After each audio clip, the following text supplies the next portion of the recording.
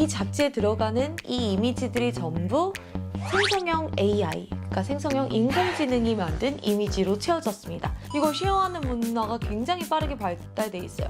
사실 이미 평가는 미드저니가 더 앞섰다는 평가가 나와요. 어떤 파장을 일으킬지가 굉장히 무섭고 좀 집중되는 곳입니다.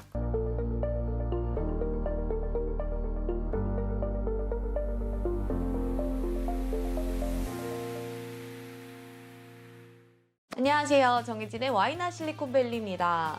최근 실리콘밸리에는 잡지 하나가 굉장한 인기를 끌고 있어요. 이 잡지를 막 예약 구매했는데 주문이 폭주해서 몇 달째 받지 못했다. 빨리 받고 싶다. 이런 식의 흐름들이 있는데 갑자기 웬 잡지냐 싶으실 텐데 이 잡지에 들어가는 이 이미지들이 전부 생성형 AI, 그러니까 생성형 인공지능이 만든 이미지로 채워졌습니다.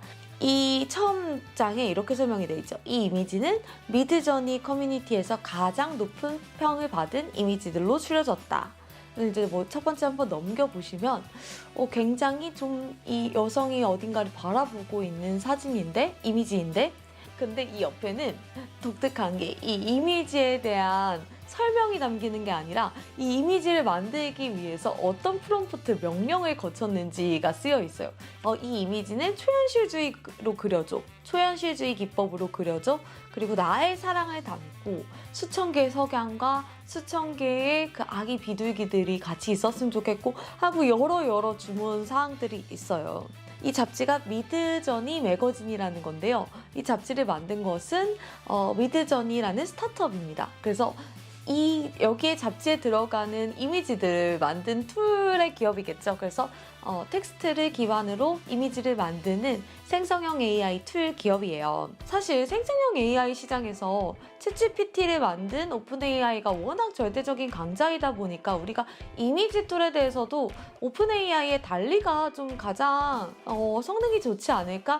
이런 생각을 막연히 할 수 있어요. 이 업계에서 쓰시는 분들 얘기를 들어보니까 사실 이미 평가는 미드저니가 더 앞섰다는 평가가 나와요. 그래서 이미 많은 스타트업들이 미드저니를 기반으로 API를 활용해서 이제 본인들의 서비스에 탑재를 해서 쓰고 있는데요. 정치 커뮤니티 플랫폼인 옥소폴리틱스 같은 경우도 매일 오늘의 뉴스 브리핑해서 이제 몇 가지 뉴스를 추려주는데 거기 들어가는 썸네일 이미지를 미드저니 API를 기반으로 해서 배치를 한다고 해요. 하루에 매일 4-5개씩 이런 이미지를 만들어주고 하지만 이게 뭐 한 달에 20불 이 정도로 지불을 하면 되니까 사실 이 업계에서는 지금 기존의 디자이너분들이 굉장히 위협을 받을 정도로 큰 변화입니다. 근데 여기에서 좀 신기한 게 별도로 뭐 iOS, 안드로이드 앱을 만드는 게 아니에요. 디스코드에 본인들 채널을 열고 여기에 가서 우리가 가입을 하고 원하는 명령을 입력해서 이미지를 생성하고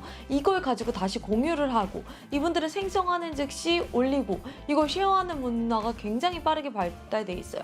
그래서 이 신규 이용자가 폭증하다 보니까 3월까지는 이제 무료 체험 버전들을 많이 선보였는데 이제 그건 중단한 상태고요. 근데 이 놀랍게도 이 이름을 내건 거는 미드저니 인디펜던트 랩입니다. 그러니까 독립연구소 같은 거예요. 그래서 개인이 창업을 하고 있고 그리고 단 10명으로 구성이 되어 있고요.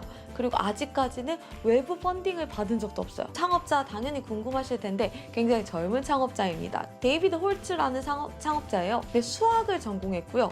유체역학으로 박사학위를 받았어요. 그래서 이때만 해도 미 한국우주국 나사 그리고 뭐 독일의 막스 플랑크 연구소 이런 곳에서 일을 하다 보니까 아무래도 좀 공적인 방향으로 이 힘을 쓰고 있었을 것 같아요. 어느 날 이제 그 나사와 이곳에서의 그런 연구들을 때려치고 캘리포니아로 오게 됩니다. 실리콘밸리로 온 거죠. 그래서 2010년에 립모션이라는 기업을 만들어요. 어떻게 보면 가상현실 기반 하드웨어 기기를 만든 건데요.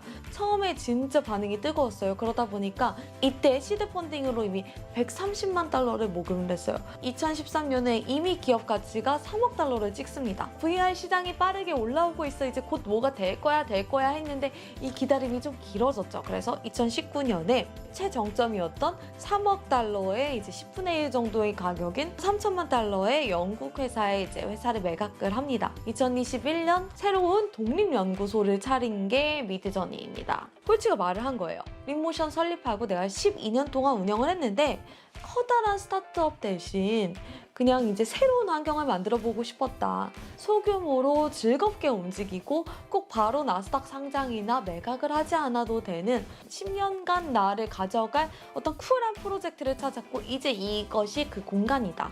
이렇게 이야기를 합니다. 미드저니가 정의한 부분은 AI 생성 툴이 상상을 위한 엔진 기술이라는 거예요.